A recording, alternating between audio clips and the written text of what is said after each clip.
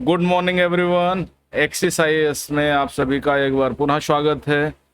NCERT history class 8 chapter 8 यानी ये हमारा लास्ट चैप्टर होगा इस एनसीईआरटी का।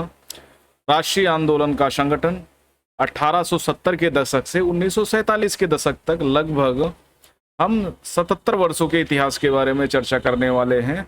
और ये फेज जो है ना, ये काफ़ी इम्पोर्टेंट रहा है हमारे भारतीय राजनीतिक इतिहास में, चाहे वो सामाजिक आधार हो, आर्थिक आधार हो, है ना, राजनीतिक हो। तो इसमें ये काफ़ी एक व्यवस्थित चीज़ें प्रदान करता है। कई प्रकार के आंदोलन आते हैं। 1885 में कांग्रेस का गठन होता है ना। नरम दल के रूप में 1905 तक चलती है, फिर 1905 से लेकर के आगे बढ़ जाती है 1919 तक। ये गरम दलीय राजनीति है। फिर लखनऊ पैक्ट वगैरह इस तरह से चीज़ें बदलती हैं। फिर गांधीवाद आता है, गांधीवादी युग शुरू हो जाता है। गांधी का भारतीय राजनीति में 1915 में आते हैं भारत दक्षिण अफ्रीका से। दिन पहला सफल मूवमेंट 1917 चंपारण चलाते हैं। फिर अन्य प्रकार के आंदोलन 1920 में असहयोग आंदोलन। तो ये कुल मिलाकर के ये जो फेज है ना, ये हमारे भारतीय इतिहास में काफ़ी इंपॉर्टेंट रोल अदा करता है, चाहे वो पहले हो चाहे आधुनिक में हो। ओके, वर्तमान सरकार का गठन हो चुका है। संप्रभु सरकार है, सॉवरेन स्टेट है भारत, इंडिया अर्थात भारत राज्यों का संघ होगा और कोई ऐसा वैसा संघ नहीं है। ठीक है, हालांकि संघ शब्द का प्रयोग किया नहीं गया है भारतीय संविधान में, लेकिन चीजें तो हैं। ठीक है, संप्रभुता की बात हमारी प्रस्तावना में करी गई है। तो वो सारी चीजें हम कैसे प्राप्त करते हैं, राष्ट्रवाद का उदय कैसे होता है, वो सब हम देखेंगे। और ये भारत छोड़ो आंदोलन 1942 का प्रदर्शन है। देखो प्रदर्शनकारियों पर आंसू गैस और लठ मारती पुलिस वगैरह कैसे देखा होगा। वर्तमान में भी प्रदर्शन होते हैं। किसान आंदोलन ले लो, छात्रों का आंदोलन ले लो, या कोई भी आंदोलन हो, तो इस तरह की आम घटनाएं हो जाती हैं। पिछले अध्यायों में हम क्या क्या देख चुके हैं। भारतीय भूक्षेत्र पर अंग्रेजों का कब्जा, रियासतों का अधिग्रहण, अर्थात जब एक कंपनी आती है, व्यापारिक कंपनी बन करके आती है और भारतीय वो साम्राज्य निर्माता बन जाती है, साम्राज्य निर्माण कर लेती है, भारत को अपना उपनिवेश बना देती है, वो चैप्टर हमने देखा। नए नए कानूनों और प्रशासनिक संस्थाओं की शुरुआत करती है, कैसे कलेक्ट्रेट का निर्माण करती है, रेलवे का विकास, ओके, और राजस्व का जो निरीक्षण, औचक निरीक्षण, राजस्व लेना, कुछ नीतियां बनाती है, जैसे स्थायी बंदोबस्त या स्तमरारी, महलवाड़ी व्यवस्था, या फिर अन्य प्रकार की व्यवस्थाएं जो राजस्व जो एकत्रित करने के लिए। कैसे वो हमारी न्यायपालिका का निर्माण 1773 में के एक्ट के माध्यम से एक सुप्रीम कोर्ट की स्थापना होती है कलकत्ता में। एलिजा एम्पे उसके मुख्य न्यायाधीश होते हैं। तो वो कैसे काम करता है। किसान और आदिवासियों की जिंदगी में बदलाव। अभी बिरसा मुंडा का जन्म शताब्दी वर्ष मनाया गया है। ठीक है, बिरसा मुंडा कौन थे, मुंडा विद्रोह क्या था, ये सब चीजें हम देख चुके हैं। आदिवासियों की जिंदगी में किस तरह से परिवर्तन आए ब्रिटिश उपनिवेश बनाने में, या फिर ब्रिटिश शासकों के द्वारा। और 19वीं सदी में शैक्षणिक बदलाव, जिसमें कहा गया कि नहीं, यहाँ के लोग पढ़े लिखे नहीं थे, असभ्य लोग थे, बर्बर लोग थे, हम उनको सभ्य बनाने के लिए, इस तरह की भी बातें हुई। महिलाओं की स्थिति से संबंधित वाद विवाद अभी हमारा पिछला ही चैप्टर है। जाति व्यवस्था, सामाजिक और धार्मिक सुधार आंदोलन, ये सारे एक चैप्टर के अंतर्गत हमने चैप्टर 7 में कंप्लीट किए हैं कल वाली क्लास में। तो महिलाओं की क्या स्थिति थी, विधवा विवाह कैसे प्रमोट किए गए, सती प्रथा को कैसे रोका गया, जाति व्यवस्था की जो तमाम चुनौतियां थीं, जो शूद्र वर्ग था उसको मंदिरों में जाने के लिए, या अन्य सामाजिक कुओं, तालाबों, सड़कों वगैरह में चलने के लिए, पानी पीने के लिए बहुत सारे स्ट्रगलों का सामना करना पड़ा, है ना। उनमें क्या क्या चेंजेस आने चाहिए थे, क्या नहीं आए, वर्तमान में क्या स्थिति, वो हम सब देख चुके हैं। सामाजिक और धार्मिक सुधार आंदोलन, राजा राम मोहन राय, स्वामी रामकृष्ण परमहंस, विवेकानंद, ठीक है, उत्तर दक्षिण पूर्व पश्चिम सभी जगह से सामाजिक, और चाहे वो दक्षिण के प्रसिद्ध संत हों, ठीक है, पेरियार स्वामी। तो उस तरह से जो सामाजिक और धार्मिक सुधार आंदोलन घटित हुए, वो कैसे मध्यकालीन धार्मिक सुधार आंदोलन से अलग हैं, उनके बारे में हमने पढ़ा। 1857 का विद्रोह, उसके बाद की स्थिति, हस्तकलाओं का जो पतन हुआ, उद्योगों का विकास हुआ, छुटभैया उद्योगों का विकास हुआ, खासकर औद्योगिक क्रांति तो ब्रिटेन में सफल हुई थी। तो ये सारी चीजें हम देख चुके हैं। ओके, इन मुद्दों के बारे में आपने जो कुछ पढ़ा उसके आधार पर क्या आपको ऐसा लगता है भारत के लोग ब्रिटिश शासन से असंतुष्ट थे?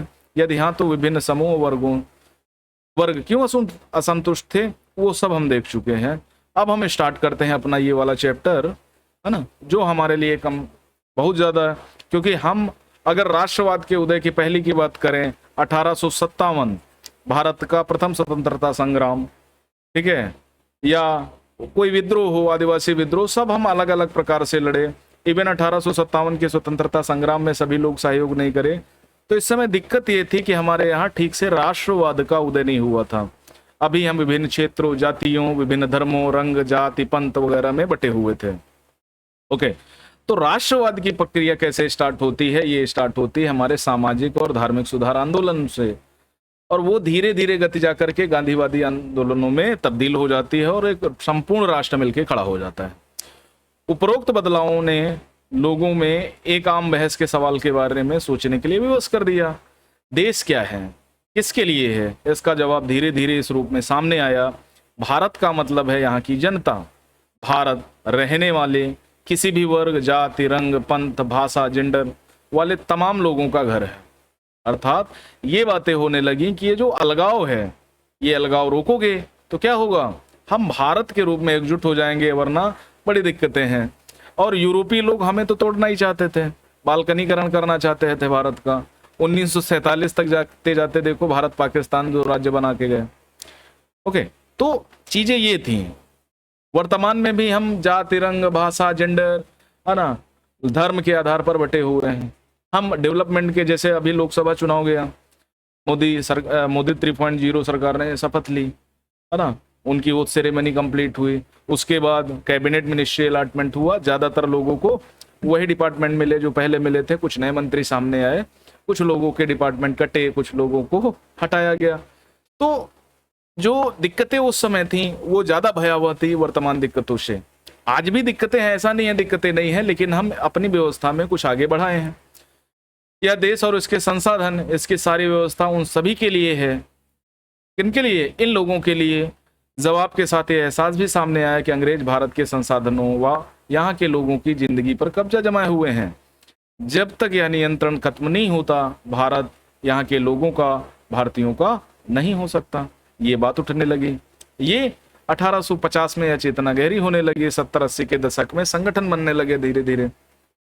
देखो, यूरोप में जब अंधकार युग समाप्त हुआ 14वीं-15वीं शताब्दी में, और जब राष्ट्रवाद का उदय होना शुरू हुआ, तो वहां एक राष्ट्र एक भाषा का फार्मूला चला। चाहे फ्रांस हो, जर्मन हो, ठीक है, यूके हो, कोई भी हो, यूरोप में राष्ट्रवाद की परिकल्पना इसी आधार पर आई, एक रंग रूप, एक भाषा। तो ये राष्ट्र, लेकिन इसके साथ अपनी समस्याएं थी। भाई, कोई ऐसा क्षेत्र होगा, मान लिया जैसे दक्षिण भारत है हमारे यहाँ, साउथ, है ना, तो वहां तमिल, तेलुगु, कन्नड़, मलयालम, ये सारी भाषाएं चलती हैं। उत्तर भारत में अगर देखें तो ज्यादातर भागों में हिंदी, उर्दू, है ना, राजस्थान की राजस्थानी, गुजरात में जाए गुजराती, मध्य प्रदेश में जाए तो वहाँ की लोकल लैंग्वेज, महाराष्ट्र में जाए तो मराठी, है ना, कर्नाटक में जाए तो कन्नड़, केरल में जाए मलयालम, तमिलनाडु में जाए तेलुगु, ठीक है, सॉरी तमिल, है ना, आंध्र प्रदेश में आए या तेलंगाना में आए तो तेलुगु, तो इस तरह से उड़ीसा में आए उड़िया। तो इस तरह से जो भाषाओं का संगम था, अगर हम इस तरह अलग होते तो यूरोप की तरह हम भी कई खंडों में हो जाते। लेकिन ये तो भला हो हमारे सरदार वल्लभ भाई पटेल का और के मेनन का, जिन्होंने भारत का एकीकरण किया। 572 देसी रियासत थे, है ना। उसके बाद 1947 के बाद कई ऐसे संगठन आए या कई ऐसी समितियों का निर्माण हुआ जो भारत के एकीकरण के पक्ष में थी, और विभिन्न राज्यों में भाषाई तत्व, प्रशासनिक तत्व को ध्यान में रखते हुए भाषाओं या प्रशासनिक और भाषाई आधार बना करके राज्यों का बंटवारा कर दिया गया। वैसे आंध्र प्रदेश मद्रास से अलग होने वाला पहला राज्य था। 1853 में यह घटना घटी, ठीक है, 1953 में। तो इस तरह से क्या हुआ, चीजें बदली, लेकिन यूरोप से हम बहुत अलग थे। यह चेतना 1850 के बाद बने राजनीतिक संगठनों में साफ दिखाई देने लगी थी। 1870-80 के दशकों में बने राजनीतिक संगठनों में यह चेतना और गहरी हो चुकी थी। इनमें से ज्यादा संगठनों की बागडोर वकील आदि अंग्रेजी शिक्षित पेशरों के हाथों में थी। पूना सार्वजनिक सभा हो, इंडियन एसोसिएशन हो, मद्रास महाजन सभा हो, बॉम्बे रेजिडेंसी एसोसिएशन हो, भारतीय राष्ट्रीय कांग्रेस, ये सभी संगठन 1885 के पहले, कांग्रेस को छोड़ दें 1885, तो ये सभी पहले के बने हुए संगठन हैं। अब पूर्ण सार्वजनिक सभा की बात करें, सार्वजनिक का मतलब सब लोगों के लिए, सबके लिए, सर्व सभी जनिक लोगों का। हालांकि इसमें बहुत सारे संगठन देश के खास हिस्सों में काम कर रहे थे, लेकिन वे अपने लक्ष्य को भारत के सभी लोगों का लक्ष्य बताते थे। ज्यादातर इन संगठनों के जो मुखिया थे ना, वो के पेशेवर वकील थे, क्योंकि उस समय वकालत बहुत काम आ रही थी। ठीक है, इनके मुताबिक उनका लक्ष्य किसी खास इलाके समुदाय वर्ग का लक्ष्य नहीं थे। वे इस सोच के साथ काम कर रहे थे कि लोग संप्रभु हों। संप्रभुता एक आधुनिक विचार राष्ट्रवाद का बुनियादी तत्व है। ये संगठन इस धारणा से चलते थे कि भारतीय जनता को अपने मामलों के बारे में फैसले लेने की आज़ादी होनी चाहिए। भाई सिंपल सी बात है। अब संप्रभुता का मतलब अगर हम आंतरिक और बाहर निर्णय लेने के लिए स्वतंत्र हों, किसी पक्ष का दबाव न हो, ठीक है, और बाहरी हस्तक्षेप के बिना हम स्वतंत्र रूप से कदम उठाने की क्षमता रखते हो, तो ये संप्रभुता होती है ना। प्रस्ताव ने भारत को सॉवरेन स्टेट घोषित किया गया है। ठीक है, हम संप्रभु हैं। बात समझ में आ गई ना। हम अपने आंतरिक और बाह्य निर्णय लेने के लिए संप्रभु हैं। कश्मीर मुद्दे को हमने चुटकियों में हल कर लिया 2019 में। ठीक है, और पूरा विश्व दबाता रहा, हमारे लोग यही कहते रहे कि ये हमारा आंतरिक मैटर है, हम समझ लेंगे। ओके, तो ये होती है संप्रभुता। 1870-80 के दशकों में ब्रिटिश शासन के प्रति असंतोष ज्यादा गहरा हुआ। 1878 का जो आर्म्स एक्ट पारित किया गया, जिसके जरिए भारतीयों द्वारा अपने पास हथियार रखने का अधिकार छीन लिया गया। उसी साल वर्नाकुलर प्रेस एक्ट आ गया, जिसने क्या किया, प्रेस की गतिविधियों पर पाबंदी लगा दी, सेंसरशिप होने लगी, जिससे सरकार की आलोचना करने वालों को चुप कराया जा सके। इस कानून में प्रावधान था कि अगर किसी अखबार में कोई आपत्तिजनक चीज छपती है, आपत्तिजनक मतलब अंग्रेजों के खिलाफ, तो सरकार उसकी प्रिंटिंग प्रेस सहित सारी संपत्ति जब्त कर सकती है। फिर 1883 में इल्बर्ट बिल विवाद शुरू हो गया। अब हुआ 1883 में, देखो हुआ क्या, 1883 में एक हमारे यहाँ वायसराय है, उन्होंने क्या किया कि अब भारतीय हो या यूरोपीय, ठीक है, उनके मामले भारतीय न्यायाधीश भी सुन सकते हैं। लेकिन ब्रिटेन में इस बात का हंगामा हो गया ब्रिटिश संसद में, और वहां यह हुआ कि नहीं, यूरोपीय के मुकदमे सिर्फ यूरोपीय व्यक्ति सुनेंगे। ठीक है, भारतीय नहीं सुन सकता, क्योंकि भारतीय उतना योग्य नहीं होता। अब इसी बात को लेकर के जमकर हंगामा हुआ। इस विधेयक में प्रावधान किया गया कि भारतीय न्यायाधीश भी ब्रिटिश या यूरोपीय व्यक्तियों के मुकदमे चला सकते हैं, ताकि भारत में काम करने वाले अंग्रेज भारतीय न्यायाधीशों के बीच समानता स्थापित की जा सके। जब अंग्रेजों के विरोध की वजह से सरकार ने यह विधेयक वापस ले लिया, तो भारतीयों ने इस बात पर काफी विरोध किया। इस घटना से भारतीयों में अंग्रेजी के असली रवैये का पता चलता है। बात समझ में आ गई ना, यहीं से एकदम साफ हो जाता है। पढ़े लिखे भारतीयों में एक अखिल भारतीय संगठन बनाने की जरूरत 1880 से महसूस की जा रही थी, परंतु इल्बर्ट विधेयक ने इस चाह को और गहरा कर दिया, और 1885 में देश भर के 72 प्रतिनिधियों ने बंबई में सभा करके भारतीय राष्ट्रीय कांग्रेस की स्थापना कर लिया। ठीक है, ये पुणे में होना था, लेकिन वहां पर प्लेग फैल गया था, तो इसलिए ये बंबई में हुआ। संगठन के प्रारंभिक नेता दादा भाई नौरोजी, फिरोज शाह मेहता, बदरुद्दीन तैयब जी, है ना, WC बनर्जी, सुरेंद्र नाथ बनर्जी, रमेश चंद्र बनर्जी, S सुब्रमण्यम अय्यर, अन्य प्रायः बंबई कलकत्ता के ही थे। नौरोजी व्यवसायी और प्रचारक थे। AO ह्यूम का भी इसमें योगदान रहा है। वे लंदन में रहते थे, कुछ समय के लिए ब्रिटिश संसद के भी सदस्य रहे। उन्होंने युवा राष्ट्रवादियों के समर्थन का मार्गदर्शन किया। सेवानिवृत्त ब्रिटिश अफसर AO ह्यूम ने भी विभिन्न क्षेत्रों के भारतीयों को निकट लाने में अहम भूमिका अदा की। निकट विकट कुछ नहीं लाया, ये एक मुगालफत में फंस गया। अभी हम वो समझेंगे। प्रचारक एक ऐसा व्यक्ति जो सूचनाओं का प्रसार, रिपोर्ट्स, बैठकों के भाषण आदि के जरिए किसी खास विचार का प्रसार करता है। जैसे RSS में प्रचारक होते हैं, संघ प्रचारक, तो वो खास विचार का प्रसार करने के लिए होते हैं। कांग्रेस किसके पक्ष में बोलने का प्रयास कर रही थी? 1886 द इंडियन मिरर अखबार ने लिखा कि बंबई में आयोजित प्रथम राष्ट्रीय कांग्रेस हमारे देश की भावी संसद का केंद्रक है। यह हमारे देशवासियों के लिए अकल्पनीय रूप से लाभकारी परिणामों को जन्म देगी। ये वही कांग्रेस है ना, जिसको राहुल और उनकी टीम ने 98 सीटों तक पहुंचा दिया। 2014 में तो और कम थी, 2019 में थोड़ी बढ़ी, और 24 में बढ़कर के 100 का आंकड़ा अभी नहीं पार कर पाए। तैयब जी 1887 में अध्यक्ष की हैसियत से कांग्रेस को संबोधित करते हुए क्या कहते हैं?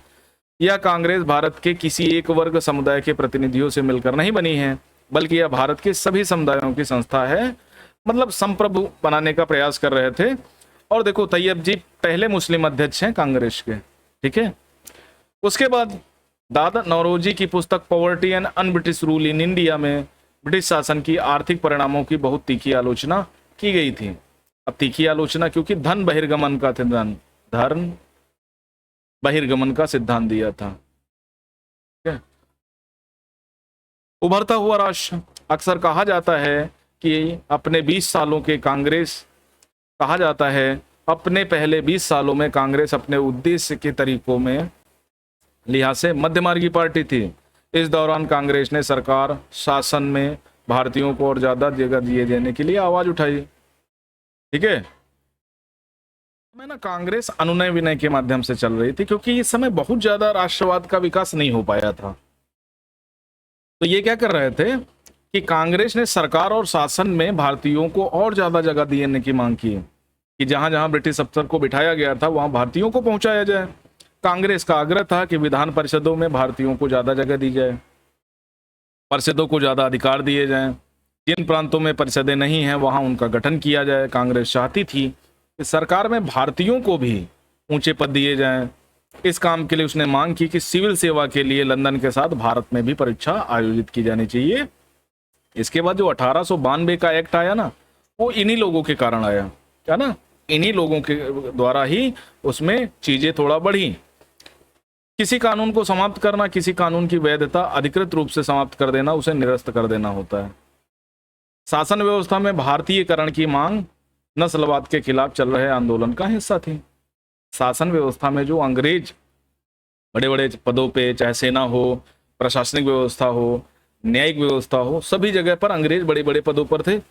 इन लोगों का कहना था कि भारतीयों को भी व्यवस्थित किया जाए, वहां उनको भी पहुंचाया जाए, है ना। और भारतीयकरण, देखो, वो अपने आप को गोरे थे तो अपने आप को ज्यादा योग्य समझते थे। हमारे यहाँ कृष्ण तो लोग पाए जाते हैं, ठीक है, तो इनको हमेशा छोटा समझते थे।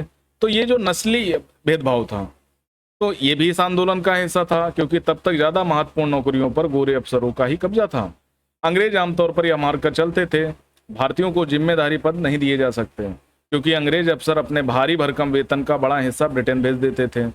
इसलिए लोगों को उम्मीद थी कि भारतीयकरण से यहाँ की धन संपत्ति भी कुछ हद तक भारत में रुकने लगेगी। ये भी ये मानते थे, क्योंकि जो poverty and un British rule in India जो है ना, ऐसे टाइप का था, उसमें उन्होंने बहुत ज्यादा विरोध किया। भारतीयों की मांग थी कि न्यायपालिका को कार्यपालिका से अलग कर दिया जाए, आर्म्स एक्ट को निरस्त किया जाए, अभिव्यक्ति या बोलने की आजादी की स्वतंत्रता, ठीक है, उसको दिया जाए। ये मेन चीजें थी जिस पर हम कम से कम अपनी बात तो रख सकते हैं। शुरुआती सालों में कांग्रेस ने कई आर्थिक मुद्दे भी उठाए। उनका कहना था भारत में ब्रिटिश शासन की वजह से गरीबी और अकाल पड़ रहे हैं। ये बिल्कुल बस सही बात थी। सोने की चाह, दिनेश वाचा नामक एक मध्यमार्गी नेता ने 1887 में नौरोजी को संबोधित करते हुए कहा, आजकल फिरोज शाह अपने निजी कामों में बहुत ज्यादा व्यस्त हैं। वे लोग पहले ही काफी अमीर हैं। तेलंग साहब भी व्यस्त रहते हैं। मुझे समझ नहीं आता, अगर भारत के लोग सोने की चाह में इतने व्यस्त रहेंगे तो देश की प्रगति कैसे हो सकती है। ये कौन कह रहा था? दिनेश वाचा कह रहे हैं, क्योंकि होता था ना कि प्रतिनिधि कम थे और ये सब वकील थे, पेशेवर वकील थे, और ये हिंसात्मक गतिविधि अपनाने वाले नहीं थे, ना बहुत बड़ा आंदोलन खड़ा करना चाहते थे। ये बस क्या कर रहे थे, ये ज्यादा से ज्यादा रियायत मांग रहे थे कि रियायत दो हमको, ठीक है, रियायत दोगे तो हमारा काम होगा। बात समझ में आ रही ना? तो ये वो उस टाइप के लोग नहीं थे, गांधी जी टाइप के लोग, कि बहुत बड़ा आंदोलन खड़ा कर दें। और दूसरा, उस समय जनता बहुत ज्यादा शिक्षित नहीं हो पाई थी कि जनता में इतनी समझ आ गई थी कि वो इतने बड़े आंदोलन के लिए तैयार हो जाए। वो तो धीरे धीरे हुआ। भाई, इनका भी अपना एक योगदान है, ऐसा नहीं है इनका कुछ भी योगदान नहीं है। बढ़ते लगान के कारण काश्तकार जमींदार विपन्न हो गए थे। अनाजों के भारी निर्यात की वजह से खाद्य पदार्थों का अभाव पैदा हो गया था। कांग्रेस की मांग थी कि लगान कम किए जाएं, खर्चों में कटौती की जाए, ठीक है, जो होम चार्जेस के नाम पर खर्चे किए जा रहे थे। सिंचाई के लिए अनुदान दिए जाए, नमक कर, विदेश में भारतीय मजदूरों के साथ होने वाले बर्ताव, भारतीयों के काम में दखलंदाजी करने वाले वन प्रशासन की वजह से वनवासियों की बढ़ती मुसीबतों के बारे में बहुत सारे प्रस्ताव इन्होंने पारित किए। इससे पता चलता है पढ़े लिखे संपन्न वर्ग की संस्था होते हुए भी कांग्रेस केवल पेशेवर समूहों, जमींदारों, उद्योगपतियों के हक में नहीं बोल रही थी, आम लोगों के हक में भी बोल रही थी। मध्यमार्गी नेता जनता को ब्रिटिश शासन के अन्यायपूर्ण चरित्र से अवगत कराना चाहते थे। ठीक है, अखबार निकाले, लेख लिखे, यह साबित करने का प्रयास किया कि ब्रिटिश शासन देश को आर्थिक तबाही की ओर ले जा रहा है। आई बात समझ में?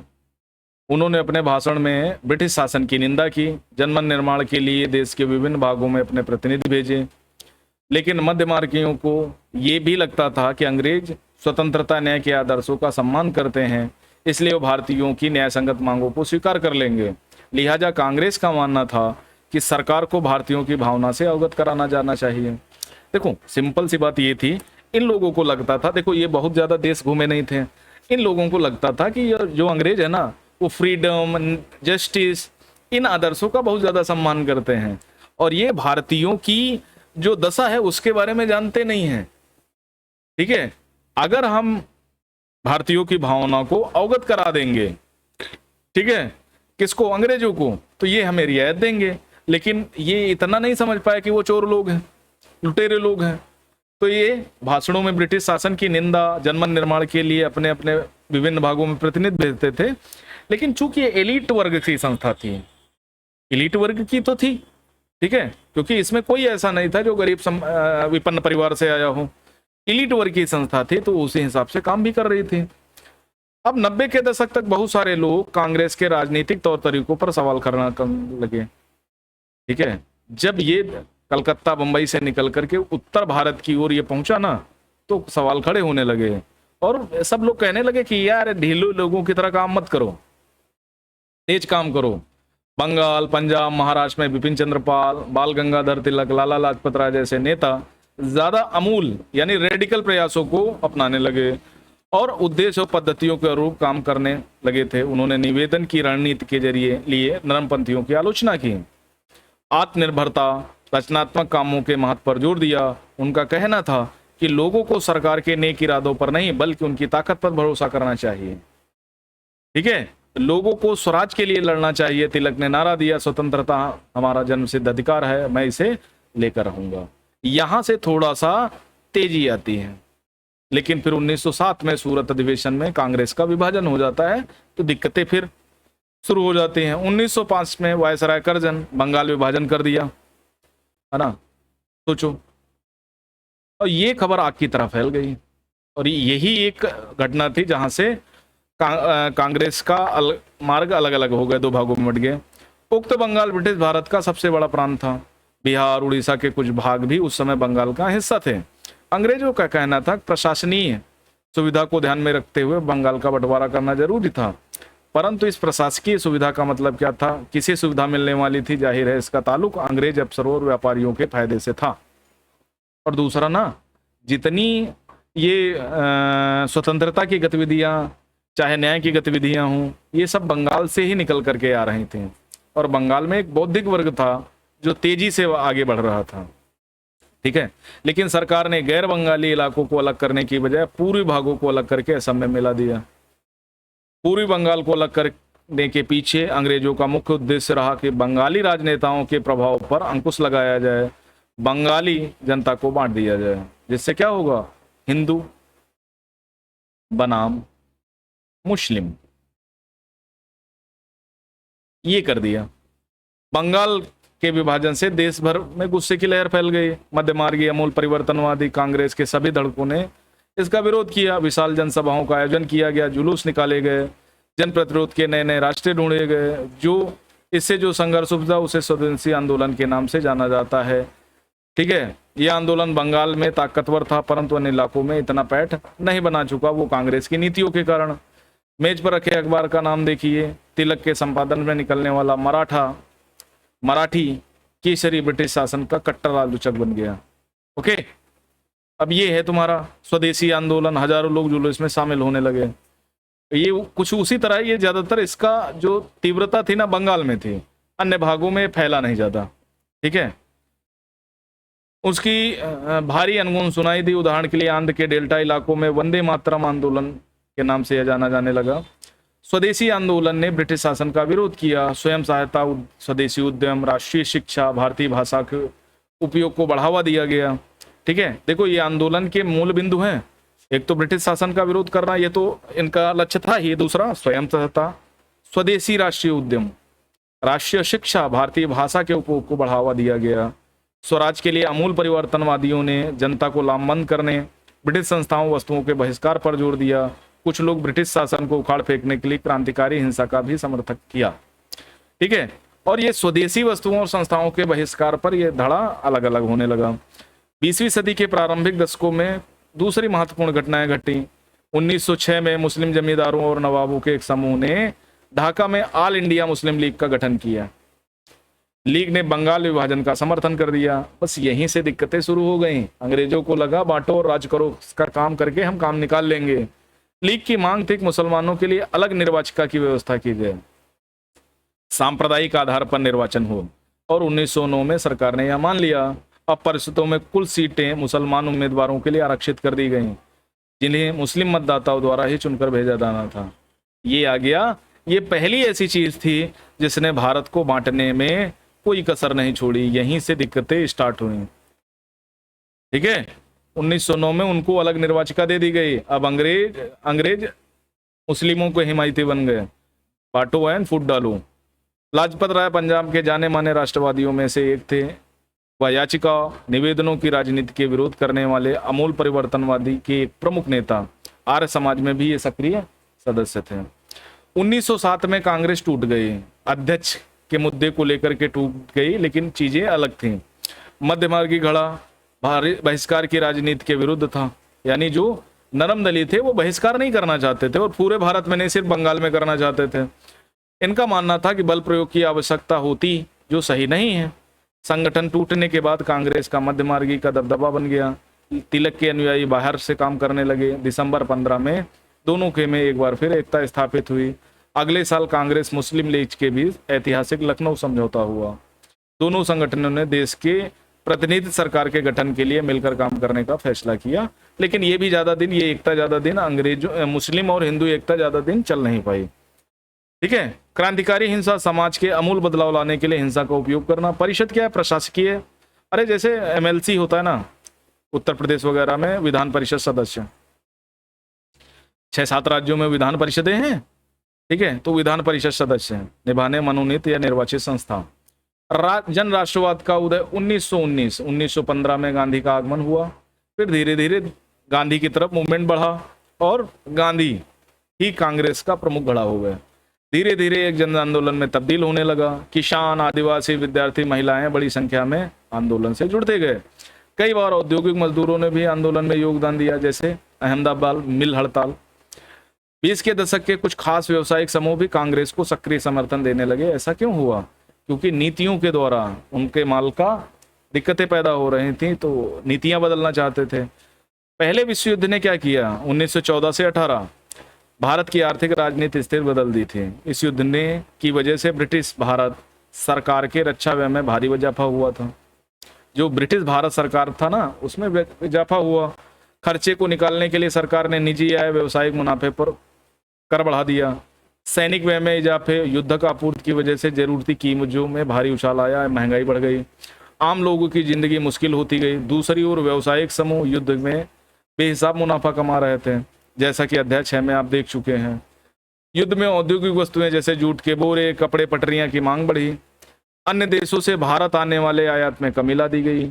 इस तरह युद्ध के दौरान भारतीय उद्योगों का विस्तार हुआ और भारतीय व्यवसायिक समूह विकास के लिए अधिक अवसरों की मांग करने लगे। देखो 1914 से 1918 ये प्रथम विश्व युद्ध का काल है। इस समय महंगाई तो बढ़ी, अन्य दिक्कतें भी आई, रक्षा व्यय भी बढ़ा दिया गया। लेकिन एक चीज जो हुई, भारत में कुछ उद्योगों का विकास हुआ, बहुत बड़े स्तर पर नहीं, लेकिन उद्योगों का विकास हुआ और इन्होंने भारी मुनाफा कमाया। तो इनको लगने लगा कि यार अगर भारत आजाद हो गया, अंग्रेज चले गए, तो चीजें हमारे पक्ष में आ जाएंगी, हम मुनाफा कमाएंगे। युद्ध ने अंग्रेजों को अपनी सेना बढ़ाने के लिए विवश किया। एक विदेशी युद्ध की खातिर गांव में सिपाहियों की भर्ती के लिए दबाव डाला जाने लगा। बहुत सारे सिपाहियों को दूसरे देशों में युद्ध पे मोर्चे पर भेज दिया गया। ठीक है, और इसमें बहुत सारे सिपाही युद्ध के बाद यह समझदारी लेकर लौटे कि साम्राज्यवादी शक्तियां एशिया अफ्रीका के लोगों का किस तरह शोषण कर रही हैं। भाई आप दूसरे देश जाओगे, वहां कुछ तो देख के आओगे, और यही देखा देखी चीजें बदलने लगी। फलस्वरूप ये लोग भी भारत में औपनिवेशिक शासन का विरोध करने लगे हैं। बात समझ में आ गई। 1917 में रूस की क्रांति हुई। इस घटना के चलते किसानों मजदूर संघर्षों का समाचार, समाजवादी विचार बड़े पैमाने पर फैलने लगे। भारतीय राष्ट्रवादियों को नई प्रेरणा मिलने लगी। रशियन क्रांति से समाजवाद का विचार आने लगा। नटाल कांग्रेस के संस्थापक डरबन, दक्षिण अफ्रीका, 1895। महात्मा गांधी। भारतीयों के साथ महात्मा गांधी नस्ली भेदभाव का विरोध करने के लिए नटाल कांग्रेस का गठन किया। ठीक है, और कई आश्रम भी खोले। दूसरा, वहां पर जो ये कौन से मजदूर थे, मजदूरों के हक में लड़ाई लग रहे थे, जो यहाँ से थे, गिरमिटिया मजदूर जिनको बोलते हैं, गिरमिटिया मजदूर, इनके लिए कुशल आंदोलन किया, उनको सहायता दिलवाई। ठीक है, फिर 1915 में भारत आ गए। महात्मा गांधी जन नेता के रूप में सामने आए। गांधी 46 वर्ष की उम्र में 1915 में दक्षिण अफ्रीका से भारत लौटे। वे वहां नस्ल भेदी पाबंदियों के खिलाफ अहिंसक आंदोलन चला रहे थे। अंतर्राष्ट्रीय स्तर पर अच्छी मान्यता थी, लोग उनका आदर करते थे। दक्षिण अफ्रीकी आंदोलनों की वजह से उन्हें हिंदू, मुसलमान, पारसी, ईसाई, गुजराती, तमिल, उत्तर भारतीय, उच्च व्यापारी, वकील, मजदूर, सब तरह के लोग या सब तरह के भारतीयों से मिलने जुलने का मौका मिल चुका था उनको इन चीजों के माध्यम से। तो भाई सीधी सी बात है, गोपाल कृष्ण गोखले उनके राजनीतिक गुरु थे, तो ये सब लोग उनसे मिलते जुलते थे, तो ये काम उनका चल रहा था और उनको मजा भी आ रही थी काम करने के लिए। ठीक है, ये हैं गांधी जी। पहले की पोशाक, बाद में दूसरी पोशाक। ये है कि ये हैं, नहीं ये हैं शायद। ठीक है, पिछली ठीक बीच में कोट और टाई पहने खड़े हुए हैं, यही हैं, ये मिडिल में। महात्मा गांधी पहले साल पूरे भारत का दौरा किया। वहां लोगों की जरूरत और हालतों को समझने लगे। इनके शुरुआती चंपारण, फिर खेड़ा सत्याग्रह, अहमदाबाद, ये 3 प्रमुख आंदोलनों में से एक है। इनको अच्छी खासी वहां सफलता मिली, खासकर चंपारण और अहमदाबाद में।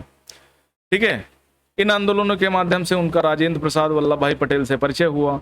1918 में अहमदाबाद में उन्होंने मजदूरों की हड़ताल का सफलतापूर्वक काम किया।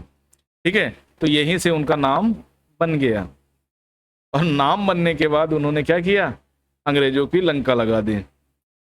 रॉलेट सत्याग्रह 1919 में गांधी ने अंग्रेजों द्वारा हाल ही में पारित किए गए रॉलेट कानून के खिलाफ सत्याग्रह का आह्वान किया। बुलाया लोगों को, आओ भैया सत्याग्रह करनी है, युद्ध करना है अंग्रेजों को।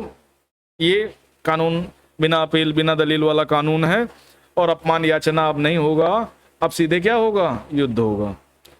ठीक है, कानून अभिव्यक्ति की स्वतंत्रता जैसे मूल अधिकारों पर अंकुश लगाने, पुलिस को और ज्यादा अधिकार देने के लिए लागू किया गया था। कौन, रूलेट एक्ट। इसमें पुलिस को खुली छूट दी। ठीक है, और लोगों की आवाज दबाने वाला था।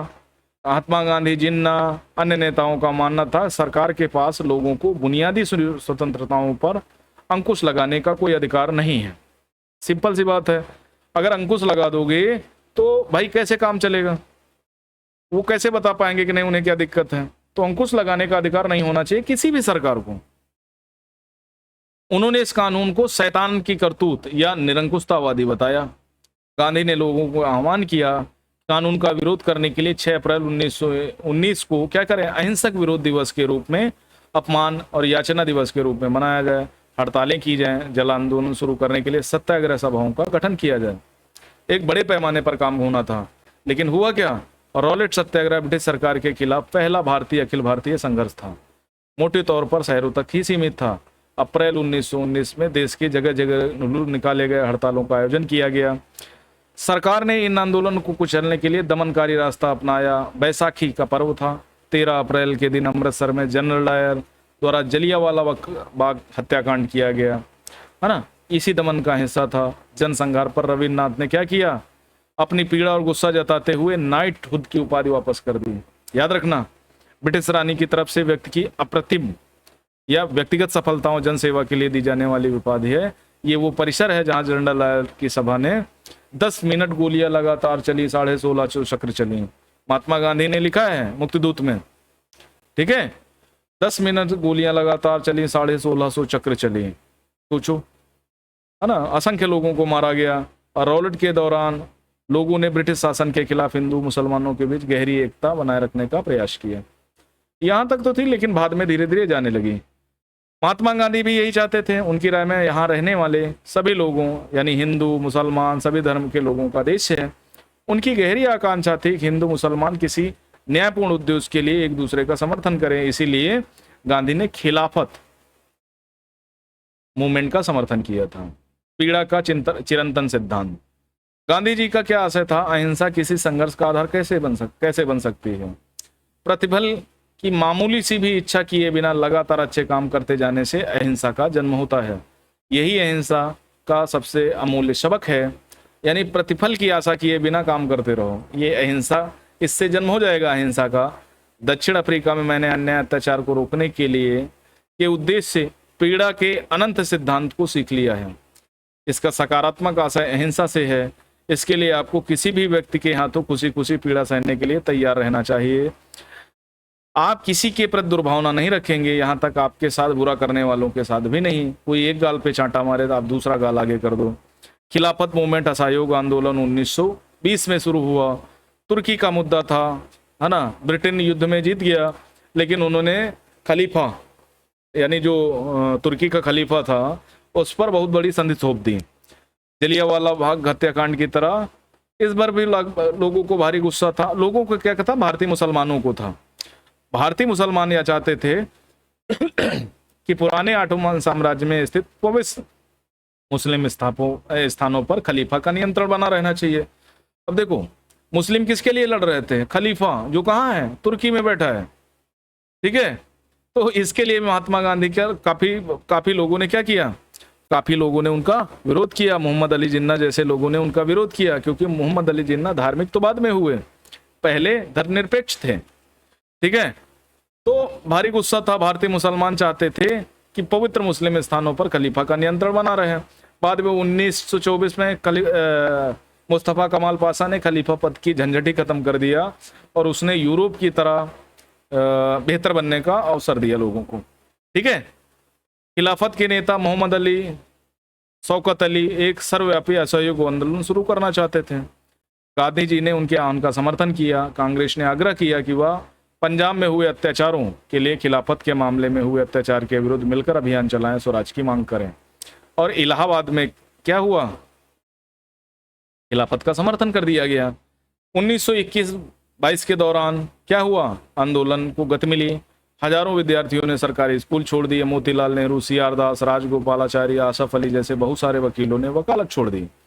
अंग्रेजों द्वारा दी गई उपाधियों को वापस लौटा दिया गया। विधानमंडलों का बहिष्कार, जगह जगह विदेशी कपड़ों की होली, विदेशी कपड़ों के आयात में भारी गिरावट। परंतु तूफान की सिर्फ एक झलक थी। देश के हिस्सों में भारी विद्रोह मुहाने पर खड़े थे। ये हुआ लोगों की पहलकदमी। कई जगहों पर लोगों को ब्रिटिश शासन का अहिंसक विरोध किया, लेकिन कई स्थानों पर विभिन्न वर्गों समूह ने गांधी जी के आह्वान के अपने हिसाब से अर्थ निकाले। इस तरह के रास्ते अपनाए जो गांधी जी के विचारों से मेल नहीं खाते थे, ठीक है। आंदोलनों को स्थानीय मुद्दों के साथ जोड़कर आगे बढ़ाया। जैसे खेड़ा, गुजरात में पट्टीदार किसानों ने अंग्रेजों द्वारा दिए गए भारी लगान के खिलाफ अहिंसक अभियान चलाया। तटीय आंध्र प्रदेश, तमिलनाडु के भीतरी भागों में शराब की दुकानों की घेराबंदी की गई। आंध्र प्रदेश के गुंटूर में आदिवासी गरीब किसानों ने बहुत सारे वन सत्याग्रह किए। तो अलग अलग जगह पर अलग अलग चल रहा था, ठीक है। सत्याग्रह चराई शुल्क अदा किए बिना ही अपने जानवरों को जंगल में छोड़ देते। इनका विरोध इसलिए था क्योंकि औपनिवेशिक सरकार ने वन संसाधनों पर से क्या कर उनके अधिकारों को सीमित कर दिया था। तो इसलिए ये आंदोलन चला है। घेराबंदी लोगों को किसी इमारत या दुकान जाने से रोकने के लिए किया जाने वाला विरोध प्रदर्शन, ठीक है। सिख गुरुद्वारों के धार्मिक कर्ता धर्ता महंत थे। गैर कानूनी बेदखली, पटाईदारों को उनके पट्टे से जबरन और गैर कानूनी ढंग से निकाल दिया गया। उन्हें यकीन था गांधी जी उन पर लगे कर कम करा देंगे, वन कानूनों को खत्म कर देंगे। बहुत सारे वन गांवों में किसानों ने स्वराज का ऐलान कर दिया, क्योंकि उम्मीद थी गांधी राज जल्द ही स्थापित होने वाला है। 1920 से 22 भयंकर आंदोलन हुआ, लेकिन हर आंदोलन की अपनी एक खासियत होती है कि एक टाइम के बाद वो सुस्त पड़ ही जाता है।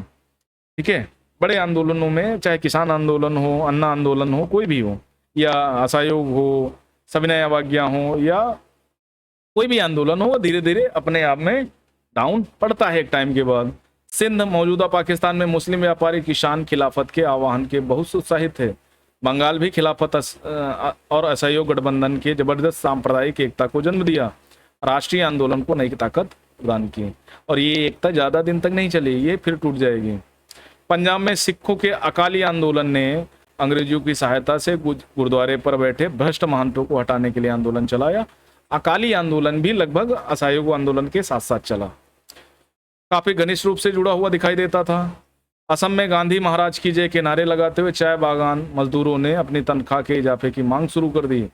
अंग्रेजी स्वामित्व वाले बागानों की नौकरी छोड़ दी। उनका कहना था गांधी जी भी यही चाहते हैं। उस दौर में बहुत सारे असमिया वैष्णव गीतों कृष्ण की जगह गांधी राज का यशगान करने लगे थे, क्योंकि वैष्णव जन तो तेरे हैं। ठीक है, ये कहाँ असम का है, शंकर का।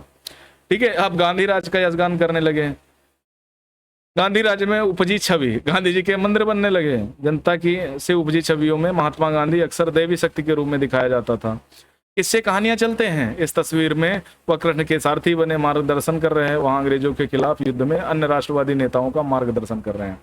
एक चीज देखो, जब भी कोई ऐसा मोमेंट होता है ना, तो किससे कहानियां बनने लगते हैं। जैसे अभी ये 18वीं लोकसभा का गठन हुआ, प्रधानमंत्री नरेंद्र दामोदर दास मोदी ने शपथ ली, तो कई लोगों ने कहा नहीं, चच्चा ने ऐलान कर दिया कि नहीं वो ज़्यादा दिन नहीं लगेंगे, उनको रक्षा मंत्रालय चाहिए, उनको वित्त मंत्रालय, इसी बात की लड़ाई है। लेकिन चीज़ें अलग हैं। तो कभी कभी यही भी होता है, किससे कहानियां लोग आपस में सुना करके मनोरंजन करते रहते हैं। जनता के महात्मा, कई ऐसे उदाहरण हैं कि जहां एक मसीहा, ऐसे व्यक्ति मुसीबतों से छुटकारा दिला सकने वाले। गांधी वर्गीय टकरावों की बजाय वर्गीय एकता के समर्थक थे, परंतु किसानों को लगता था कि गांधी जमींदारों के खिलाफ उनके संघर्ष में मदद देंगे, लेकिन ऐसा नहीं हुआ। खेतिहर मजदूरों को यकीन था कि गांधी उन्हें जमीन दिला देंगे। कई बार आम लोगों ने खुद अपनी उपलब्धियों के लिए भी गांधी को श्रेय दिया। उदाहरण के लिए एक शक्तिशाली आंदोलन के बाद संयुक्त प्रांत यानी उत्तर प्रदेश में के प्रतापगढ़ में किसानों के पट्टेदारों की गैर कानूनी बेदखली रुकाने में सफलता प्राप्त की। किसान आंदोलन का जन्म हुआ। सफलता उन्हें गांधी जी की वजह से मिली। कई बार गांधी का नाम लेकर आदिवासियों, किसानों ने ऐसी कार्यवाही की जो गांधीवादी आदर्शों के अनुरूप नहीं थी, यानी हिंसात्मक रवैया अपना लिया। अब ये देखो, जवाहरलाल नेहरू हैं, ये गांधी जी हैं, पीछे ये बैठे हुए हैं, चलो भैया हम ज्ञान दे रहे हैं तुमको, है ना। वही थे जिन्होंने प्रतापगढ़ में बेदखली रुकवाई। इलाहाबाद में किसान आंदोलन, सीआईडी द्वारा तैयार की गई 1921 की रिपोर्ट। दूर दराज के गांवों में गांधी के नाम का सिक्का जितना चलने लगा है, उसे देखकर अचंभा होता है। किसी को पता भी नहीं है कि वह कौन है, क्या है, फिर भी सबने मान लिया वो जो कहते हैं वह सही है। उनका जो आदेश है वह पूरा होना चाहिए।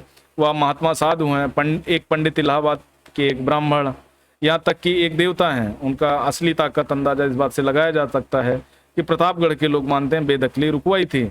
आमतौर पर गांधी जी को लोग सरकार विरोधी नहीं मानते, केवल जमींदारों का विरोधी मानते हैं। गांधी और सरकार के पक्ष में है ये, ठीक है। तो ये कहा, बात समझ में आई ना। तो अलग अलग जगह पर अलग अलग चीजें चल रही थी। 1922 से 29 की घटना है। गांधी जी हिंसक आंदोलनों के विरुद्ध थे। इसी कारण फरवरी में जब एक चौरी चौरा की घटना हुई तो वहीं से उन्होंने आंदोलन को वापस ले लिया। 22 पुलिस वाले मारे गए, किसान बेकाबू हो गए, पुलिस ने शांतिपूर्वक जुलूस पर गोली चला दी। तो गांधी जी को लगा कि अब दमन का चक्र अपनाएगी सरकार, तो आंदोलन रुकवा देते हैं। दूसरा आंदोलन शिथिल पड़ने लगा था, आई बात समझ में।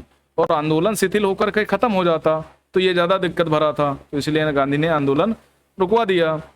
गांधी जी के अनुयायी ग्रामीण अब ये क्या करेंगे, रचनात्मक कार्य करने लगेंगे, चरखा वगैरह पर काम करने लगेंगे, लोगों को समझाएंगे, ठीक है।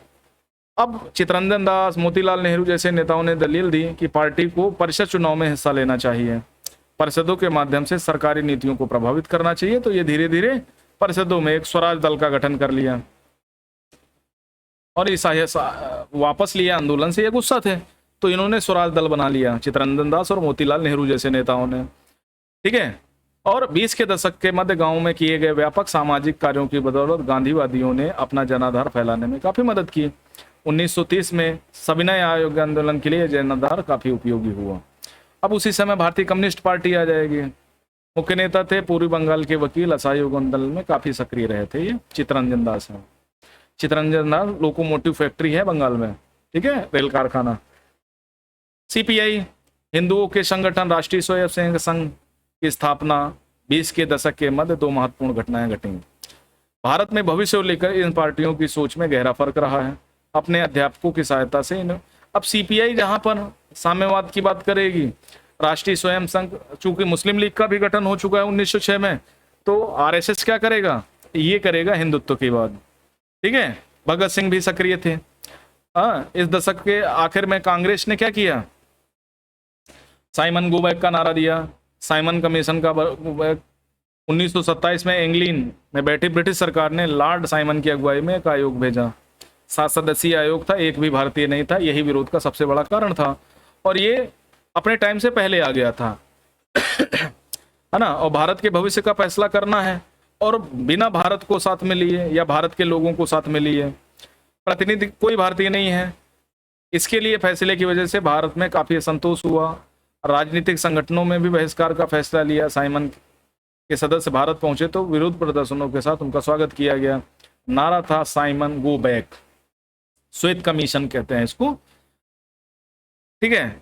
अब प्रस्ताव पारित होगा। 1929 में पारित किए गए प्रस्ताव के आधार पर 26 जनवरी 1930 पूरे देश में स्वतंत्रता दिवस मनाया गया रावी के तट पर, ठीक है। और इसी दशक में यानी 1929-30 में ये बड़ा परिवर्तन का माहौल था, ठीक है। बहरे के कानों को सुनाने के लिए धमाके की जरूरत, इंकलाब और जिंदाबाद। भगत सिंह, सुखदेव, राजगुरु क्रांतिकारी औपनिवेशिक शासन, अमीर शोषक वर्गों के लिए लड़ने के लिए मजदूर किसानों की क्रांति चाहते थे। देखो ये समाजवाद का इन पर प्रभाव था। तो ये चाहते थे कि जो भी अमीर शोषक वर्ग है, राष्ट्रवादी औपनिवेशिक शासन है, इसको समाप्त कर दिया जाए और एक फेडरेशन बनाया जाए भारत को, जिसमें सभी का समान रूप से ये दुनियादारी, ये जो व्यवस्था है, ये बहुत खराब व्यवस्था है। इस पूरे काम के लिए उन्होंने 28 में क्या किया, फिरोज शाह कोटला में हिंदुस्तान सोशलिस्ट रिपब्लिकन एसोसिएशन की स्थापना की। ये पहले हिंदुस्तान रिपब्लिकन एसोसिएशन थी, HRA, अब ये बन गया HSRA। 17 दिसंबर 28 को भगत सिंह, चंद्रशेखर आजाद, राजगुरु ने लाला लाजपत राय पर लाठीचार्ज करने वाले सैंडर्स नामक पुलिस अफसर की हत्या की। लाठीचार्ज के बाद लाला लाजपत राय की मृत्यु हो गई थी, ठीक है। अपने साथी BK दत्त के साथ भगत सिंह ने 8 अप्रैल 1929 को क्या किया, केंद्रीय विधान परिषद में बम फेंका। पर्चे में कहा उनका मकसद किसी जान लेना नहीं बल्कि बहरों को सुनाना है, विदेशी सरकार को उनके द्वारा किए जा रहे भयानक शोषण से अवगत कराना। भगत सिंह, सुखदेव, राजगुरु 23 मार्च 1931 को फांसी दे दी गई। उस समय इनकी आयु 23 साल थी। ये घटना हुई। दांडी मार्च किया, समय अवज्ञा आंदोलन आया। पूर्ण स्वराज अपने आप में आने वाला नहीं था, इसके लिए लड़ाई में उतरना था। 30 में गांधी ने ऐलान किया कि नमक कानून तोड़ने के लिए यात्रा पर निकलेंगे, क्योंकि नमक कर लगा हुआ था और गांधी जी का मानना था कि ये तो बेसिक नेसेसिटीज है, गरीब लोग भी नमक रोटी खाते हैं, तो नमक पर से कानून, और जो लोग नमक बनाना चाहते हैं उनको तो अधिकार मिलना चाहिए। अंग्रेजों ने अधिकार छीन लिए थे। उस समय नमक के उत्पादन बिक्री पर सरकार का एकाधिकार होता था। महात्मा गांधी, अन्य राष्ट्रवादियों का कहना था नमक पर टैक्स वसूलना क्या है, पाप है, क्योंकि ये हमारे देश का या हमारे भोजन का बुनियादी हिस्सा है। नमक सत्याग्रह ने स्वतंत्रता की व्यापक चाह को लोगों की एक खास शिकायत सभी से जोड़ दिया। इस तरह अमीर गरीबों के बीच मतभेद पैदा नहीं होने दिया। 240 किलोमीटर साबरमती से दूर था। दांडी तक पैदल गए। वहां तट पर बिखरा नमक इकट्ठा करते हुए नमक कानून को सार्वजनिक रूप से उल्लंघन कर दिया। पानी उबालकर फिर दुनियादारी की, और यहीं से क्या हुआ, यहीं से आंदोलन। अंग्रेजों को लग रहा था इतने में क्या होगा, लेकिन ये पूरे भारत में फैल गया 6 अप्रैल 1930 को, ठीक है। स्वतंत्रता संघर्ष में महिलाएं, कर्नाटक की अंबाबाई। अब क्या हुआ, राष्ट्रवादी आंदोलन के अलग अलग पृष्ठभूमि वाली बहुत सारी महिलाओं ने हिस्सा लिया। युवा, वृद्ध, अकेली और विवाहित, ग्रामीण, शहरी, रूढ़िवादी, उदारवादी, सभी तरह के माहौल से आने वाली महिलाएं आंदोलन में शामिल हो गई। ये एक लंबा सेटअप था और यहाँ पर ज्यादा हिस्सेदारी हुई।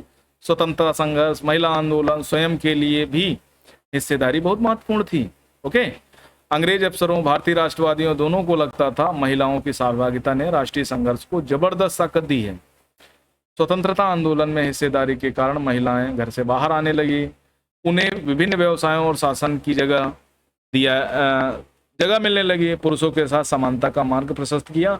तो ये अपने आप में एक अनूठी बात थी। महिलाओं का इसमें वर्चस्व बहुत भयानक था, ठीक है, और बहुत बुरी तरीके से महिलाएं बाहर आई। और ये संघर्ष ना ये महिला आंदोलन से जुड़ जाता है।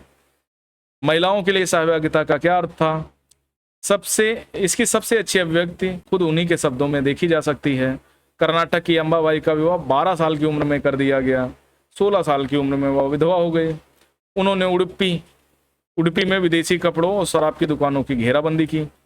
उन्हें गिरफ्तार किया गया, सजा दी गई। रिहा होने पर उन्होंने दोबारा गिरफ्तार कर लिया गया। जेल से बाहर होती, सभाओं में भाषण देती, कताई बुनाई सिखाती, प्रभात फेरियों का आयोजन कर। प्रभात फेरियां मतलब भोर के समय फेरी निकाली जाती थी। कुछ लड़कों का ग्रुप, लड़कियों का ग्रुप होता था, वो लोगों को बताने का काम करता था। उन्हीं के माध्यम से क्या किया जाता था, सूचना को इधर से उधर पहुंचाया जाता था, है ना।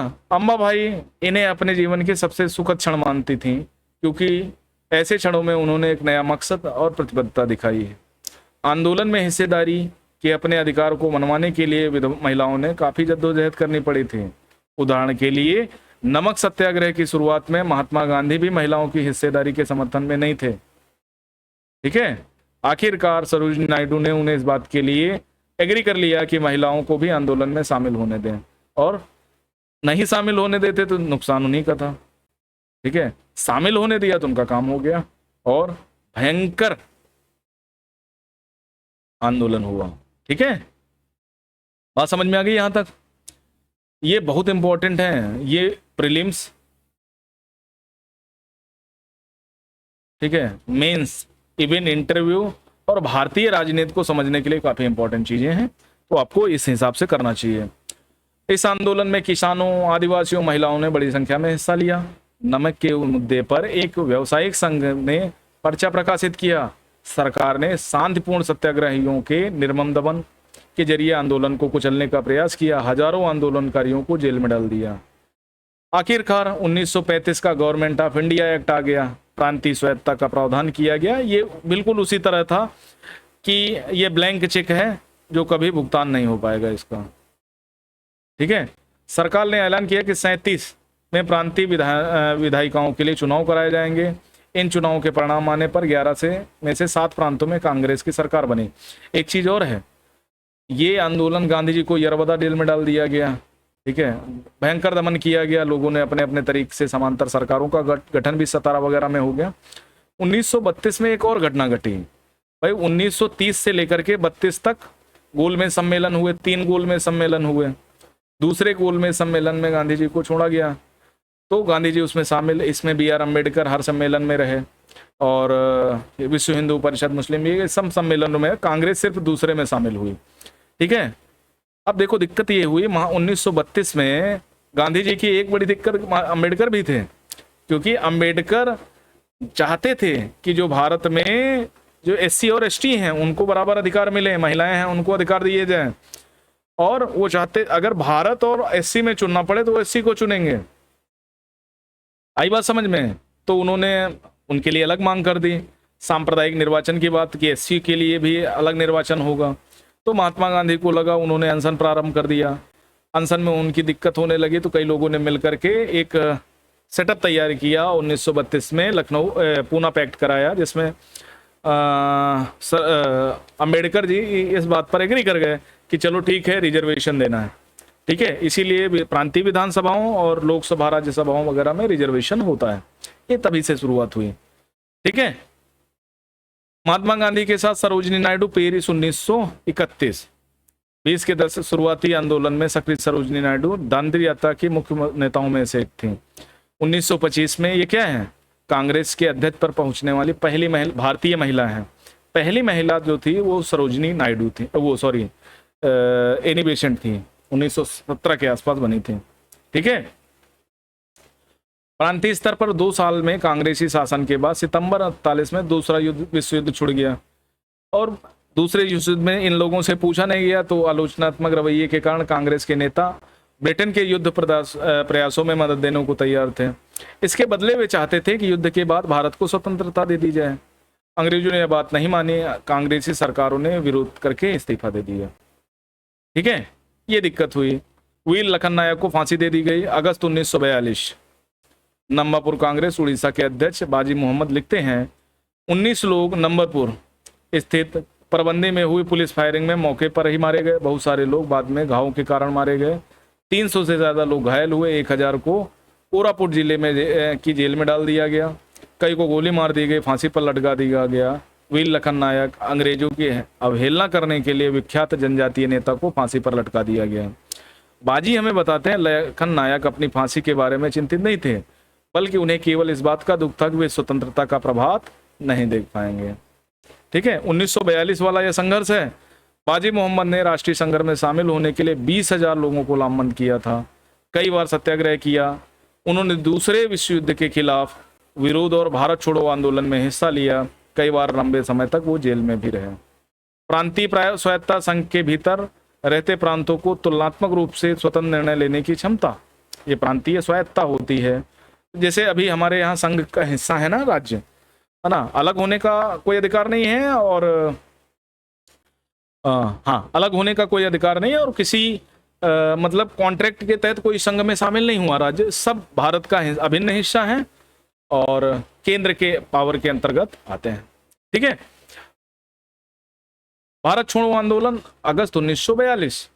प्रदर्शनकारी हर जगह पुलिस से लोहा ले रहे थे। हजारों लोग गिरफ्तार हुए, हजारों से ज्यादा मारे गए, असंख्य लोग घायल हुए। बोस और INA, बोस की कहानी बाद में देखेंगे। भारत छोड़ो आंदोलन, उसके बाद महात्मा गांधी ने दूसरे विश्व युद्ध के बाद अंग्रेजों के खिलाफ आंदोलन का नया चरण शुरू किया। अंग्रेजों को चेतावनी दी कि फौरन भारत छोड़ दें। ठीक है, भारतीय जनता ने आह्वान किया कि करो या मरो के सिद्धांत पर चलते हुए अंग्रेजों के विरुद्ध अहिंसक ढंग से संघर्ष करें। गांधी जी अन्य नेताओं को फौरन जेल में डाल दिया गया ऑपरेशन जीरो आवर के तहत। इसके बावजूद यह आंदोलन फैलता गया। किसान युवक इस आंदोलन में बड़ी संख्या में शामिल हुए। विद्यार्थी अपनी पढ़ाई लिखाई छोड़कर आंदोलन में कूद पड़े। देश भर में संचार, राजसत्ता के प्रतीकों पर हमले हुए। बहुत सारे इलाकों में लोगों ने इसकी अपनी सरकारों का गठन कर लिया। सबसे पहले अंग्रेजों ने बर्बर दमन का रास्ता अपनाया। 43 के अंत तक 90,000 से ज्यादा लोगों को गिरफ्तार कर लिया गया। 1,000 लोग पुलिस की गोली से मारे गए। बहुत सारे इलाकों में हवाई जहाजों से भीड़ पर गोलियां बरसाई गईं, परंतु आखिरकार इस विद्रोह ने ब्रिटिश राज को घुटने टेकने पर मजबूर कर दिया। ठीक है, समाप्त। तो ये हुआ। सुभाष चंद्र बोस, समाजवादी विचारधारा वाले अमूल परिवर्तनवादी राष्ट्रवादी सुभाष चंद्र बोस अहिंसा के गांधीवादी आदर्शों में विश्वास नहीं रखते, हालांकि राष्ट्रपिता के रूप में गांधी जी का सम्मान करते थे। जनवरी 41 में उन्होंने बिना किसी को बताए कलकत्ता छोड़ दिया। जर्मनी के रास्ते सिंगापुर पहुंच गया। भारत को अंग्रेजों के नियंत्रण से मुक्त कराने के लिए उन्होंने आज़ाद हिंद फौज, इंडियन नेशनल आर्मी का गठन किया। 44 में आज़ाद हिंद फौज ने इम्फाल, कोहिमा की ओर से भारत में प्रवेश करने का प्रयास किया, परंतु अभियान सफल नहीं हो सका और जापान की हार हो जाने के जापान ने सरेंडर कर दिया, तो ये बेकार हो गया ऑपरेशन। IN के सदस्यों को गिरफ्तार किया गया। बाद में लाल किला पर मुकदमा चला, है ना, कई लोगों ने सामने लिया। फिर उसके बाद ये बोस का कुछ पता नहीं चला। कुछ कॉन्स्पिरेसी कहती हैं वो बाद तक जिंदा थे, लेकिन कुछ अलग अलग चीजें हैं, अलग अलग स्वतंत्रता और विभाजन की ओर। 1940 में मुस्लिम लीग ने देश के पश्चिमोत्तर और पूर्वी प्रांतों में मुसलमानों के लिए स्वतंत्र राज्यों की मांग करते हुए एक प्रस्ताव पारित कर दिया। अब दिक्कत यहाँ से शुरू हुई। इस प्रस्ताव में विभाजन, पाकिस्तान का जिक्र नहीं था। मुस्लिम लीग ने उपमहाद्वीप के मुसलमानों के लिए स्वायत्तता की व्यवस्था की मांग क्यों की थी? देखो, 1930 के दशक के आखिरी सालों में लीग मुसलमानों हिंदुओं को अलग अलग राष्ट्र मानने लगी थी। कौन? लीग। इस विचार पर पहुंचने में 20-30 के दशकों में हिंदू मुसलमानों के कुछ संगठनों के बीच हुए तनावों का कारण था। ठीक है, मौलाना आजाद और कांग्रेस कार्य समिति के अन्य सदस्य 1942 सेवाग्राम में। जन्म मक्का में हुआ था। पिता बंगाली, माँ अरब मूल की थी। बहुत सारी भाषाओं के जानकार, आजाद इस्लाम के विद्वान, वहादते दीन, सभी धर्मों की बुनियादी एकता के हिमायती, गांधीवादी आंदोलन में हमेशा सक्रिय रहने वाले, मुस्लिम एकता के पक्के हिमायती, जिन्ना के दो राष्ट्र सिद्धांत का विरोध किया। लेकिन जानते हो, जब द्विराष्ट्र सिद्धांत मान लिया गया ना, तो सबसे ज्यादा नाराज यही हुए। इनका लाल कुर्ती आंदोलन उस वहां पर प्रसिद्ध था। राल गोपालीचारा फार्मूला आ गया 1944 में। वयोवृद्ध राष्ट्रवादी दक्षिण में नमक सत्याग्रह के नेता राजगोपालाचारी, अंतरिम सरकार के सदस्य, स्वतंत्र भारत के पहले गवर्नर जनरल, उन्हें राजा जी के नाम से भी जाना जाता है। ठीक है। वल्लभ भाई पटेल 1945 से 47 के दौरान आज़ादी के लिए चली वार्ताओं में अहम भूमिका अदा की। पटेल नादियाड़ गुजरात में गरीब किसान व्यवसायी के परिवार से थे। 18 में स्वतंत्रता आंदोलन की अगली कतार में रहने वाले 31 में कांग्रेस अध्यक्ष भी रहे। मोहम्मद अली जिन्ना सितंबर 1944 सक्रिय समर्थन रहे। जिन्ना ने लखनऊ समझौता करवाने में अहम भूमिका अदा की। 34 के बाद उन्होंने मुस्लिम लीग को पुनर्जीवित किया। अंत में वो पाकिस्तान की स्थापना के मुख्य प्रवक्ताओं की कतार में जा पहुंचे। ठीक है, बात समझ में आई। जवाहरलाल नेहरू कांग्रेस बंबई अधिवेशन से पहले महात्मा गांधी से बात कर रहे हैं, जुलाई 1946 का बात है। शिष्य कांग्रेस समाजवादी अंतर्राष्ट्रीयता के विचार रखने वाले, राष्ट्रीय आंदोलन स्वतंत्र भारत की आर्थिक और राजनीतिक व्यवस्था के शिल्पियों में से एक। सामान्य निर्वाचन क्षेत्र क्या होता है? जहां किसी धार्मिक या अन्य संप्रदाय का कोई आरक्षण नहीं हो, सामान्य निर्वाचन क्षेत्र होता है। रिजर्व सीट वो होती है जहां पर किसी व्यक्ति वर्ग को रिजर्वेशन दिया जाता है। ठीक है। 1937 के प्रांतीय चुनाव संभवतः इससे भी बड़ा कारण रहे। चुनाव में मुस्लिम लीग को इस बात का यकीन दिला दिया था कि वहां जहां मुसलमान अल्पसंख्यक हैं, किसी भी लोकतांत्रिक संरचना में हमेशा गौण भूमिका निभानी पड़ेगी। लीग को यह भय था कि संभव है कि मुसलमानों को प्रतिनिधित्व ही न मिल पाए। 37 में मुस्लिम लीग संयुक्त प्रांत में कांग्रेस के साथ मिलकर सरकार बनाना चाहती थी, परंतु कांग्रेस ने इस प्रस्ताव को स्वीकार नहीं किया, जिससे फासला और बढ़ गया। यहीं से फासला बढ़ना शुरू हो गया था। और दूसरा, मुस्लिम लीग को उतना ज्यादा समर्थन प्राप्त नहीं हुआ। खान अब्दुल गफ्फार खान, ठीक है, पश्तून नेताओं में से एक, सहयोगियों के साथ बिहार में एक शांति यात्रा में हिस्सा ले रहे हैं मार्च 1937। इन्हें बादशाह खान के नाम से जाना जाता है। इनका खुदाई खिदमतगार संगठन है, इसके संस्थापक थे। और उनके प्रांत में पठानों में लोकप्रिय अहिंसक आंदोलन था। बादशाह खान भारत विभाजन के खिलाफ थे। 47 में इस फैसले पर मंजूरी देने के लिए कांग्रेस ने अपने साथियों की भर्त्सना की थी और बहुत इनको बुरा लगा था। और इन्होंने कहा था कि अभी तक हम आंदोलन में हिस्सा थे, कांग्रेस का मतलब लीग का विरोध कर रहे थे, अब आपने हमें लीग के सामने एक मांस की तरह फेंक दिया है। 3 दशक तक मुस्लिम जनता को अपने साथ लामबंद करने में कांग्रेस की विफलता ने भी लीग को अपना सामाजिक जनाधार फैलाने में मदद की।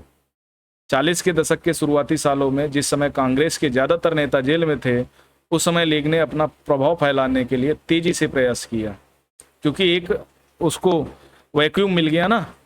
45 में युद्ध खत्म होने के बाद अंग्रेजों ने भारतीय स्वतंत्रता के लिए कांग्रेस और लीग से बातचीत शुरू की। वार्ता असफल रही। लीग का कहना था भारतीय मुसलमानों का एकमात्र प्रतिनिधि लीग है, लेकिन कांग्रेस इस दावे को मंजूर नहीं कर सकती थी, क्योंकि बहुत सारे मुसलमान अभी भी उसके साथ थे। 46 में दोबारा प्रांतीय चुनाव हुए। सामान्य निर्वाचन क्षेत्रों में कांग्रेस का अच्छा प्रदर्शन रहा, परंतु मुसलमानों के लिए आरक्षित सीटों पर मुस्लिम लीग को बेजोड़ सफलता मिली। लीग पाकिस्तान की मांग पर चलती रही। मार्च 46 में ब्रिटिश सरकार ने इस मांग का अध्ययन करने, स्वतंत्र भारत के लिए सही राजनीतिक बंदोबस्त सुझाने के लिए 3 सदस्यीय परिसंघ भेजा, कैबिनेट मिशन। इस परिसंघ ने कुछ सुझाव दिया, भारत अविभाजित रहे और उसे मुस्लिम बाहुल क्षेत्रों को कुछ सहायता देते हुए ढीले ढाले संघ के रूप में संगठित किया जाए। दोनों ने इस संघ प्रस्ताव का क्या किया? सहमत नहीं थे। देश का विभाजन अवश्यंभावी हो गया। हिंसाग्रस्त पंजाब से शरणार्थी आश्रय और भोजन की तलाश में दिल्ली में इकट्ठा हो रहे थे। फिर कैबिनेट मिशन की विफलता के बाद क्या हुआ? मुस्लिम लीग ने पाकिस्तान की अपनी मांग मनवाने के लिए जन आंदोलन शुरू करने का फैसला किया। 16 अगस्त 1946 को प्रत्यक्ष कार्यवाही दिवस मनाने लगे और इसी दिन कलकत्ता के दंगे भड़क हुए। दंगों में हजारों लोग मारे गए। 47 तक उत्तर भारत के विभिन्न भागों में हिंसा फैल गई। कई लाख लोग मारे गए। संघ महिलाओं को विभाजन की इस हिंसा में अकथनीय अत्याचारों का सामना करना पड़ा। करोड़ों लोगों को अपने घर बार छोड़कर भागना पड़ा। अपने मूल स्थानों से बिछड़कर ये लोग रातों रात अजनबी जमीन पर शरणार्थी बनकर रह गए। विभाजन का नतीजा यह हुआ कि भारत की शक्ल सूरत बदल गई, शहरों का माहौल बदल गया, एक नए देश पाकिस्तान का जन्म हुआ। इस तरह ब्रिटिश शासन ने स्वतंत्रता का आनंद विभाजन की पीड़ा और हिंसा के साथ हमारे साथ आया। तो 16 अगस्त 1946 विभाजन की विभीषिका। और सिर्फ भारत को ही नुकसान नहीं हुआ, पाकिस्तान को भी हो, भारत को भी हो। तो ये रहा आपका चैप्टर 1870 से लेकर के 1947 तक, लगभग 77 वर्षों का इतिहास के बारे में हमने पढ़ा, हमने जाना कैसे क्या हुआ, राष्ट्रवाद का विकास कैसे आया, गांधी जी ने उसमें क्या योगदान दिया, है ना, नरमदलीय राजनीति ने या मध्यमार्गी राजनीति ने उसमें क्या योगदान दिया, है ना, और नरमदलीय राजनीति उसमें क्या योगदान दिया, ये सारी चीजें हम जानेंगे। ओके, 1870-80 के दशक में लोग ब्रिटिश शासन से क्यों असंतुष्ट थे? क्योंकि वो एक तो वो आया था आर्म्स एक्ट, जिससे भारतीयों को शस्त्र रखने की आज़ादी छीन ली गई, वर्नाकुलर प्रेस एक्ट आया, अकाल भी पड़े, तो इस वजह से ब्रिटिश शासन से लोग असंतुष्ट थे और नए नए संगठन बनने लगे थे। भारतीय राष्ट्रीय कांग्रेस किन लोगों के पक्ष में बोल रही थी? भारतीय लोगों के पक्ष में। पहले विश्व युद्ध में से भारत में कौन से आर्थिक असर पड़े? देखो, एक तो महंगाई बहुत ज़्यादा हो गई, ठीक है, चीज़ों की शॉर्टेज होने लगी। दूसरा, कुछ चीज़ें भारत के लिए लाभदायक भी रहीं, जैसे औद्योगिक चीज़ों की डिमांड बढ़ने लगी, तो कुछ उद्योग भारत में पड़ने लगे। 1940 के मुस्लिम लीग के प्रस्ताव में क्या मांग की गई थी? एक अलग देश की मांग की गई थी। मध्यमार्गी कौन थे? ब्रिटिश शासन के खिलाफ किस तरह का संघर्ष करना चाहते थे? मध्यमार्गी स्टार्टिंग 1885 से लेकर के 1905 वाले प्रमुख नेता, है ना। फिर 1917 तक इनका वर्चस्व बना रहा कांग्रेस में, लेकिन हाँ कम पड़ गया था। इनका अनुनय विनय के माध्यम से काम करना था। साल में एक जगह एक बार इकट्ठा होते और कुछ पत्र पत्रिकाएं करते, फिर अपने अपने काम के लिए चली जाते। कांग्रेस का अमूल परिवर्तनवादी राजनीति के मध्यमार्गी राजनीति से किस तरह भिन्न थे?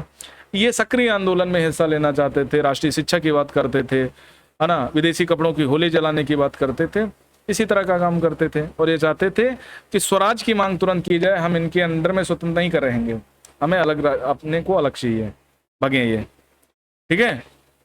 गांधी ने नमक तोड़ने का फैसला क्यों किया? चर्चा कीजिए। भारत के विभिन्न भागों में असहयोग आंदोलन ने किस तरह का रूप का, गांधी जी के बारे में क्या समझते थे? 37-47 उन घटनाओं की चर्चा करें जिससे पाकिस्तान का जन्म हुआ, ठीक है। तो ये सब करना है।